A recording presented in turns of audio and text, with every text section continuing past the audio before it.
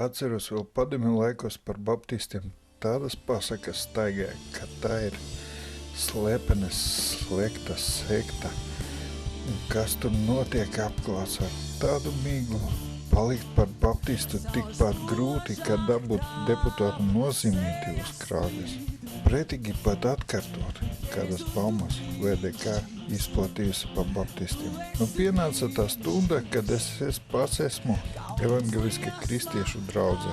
Un kas te notiek?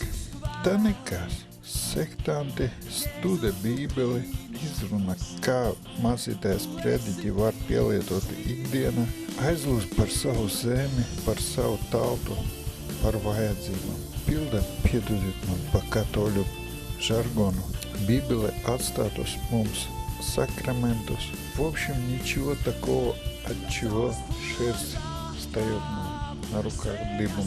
Баптисты нормальные люди.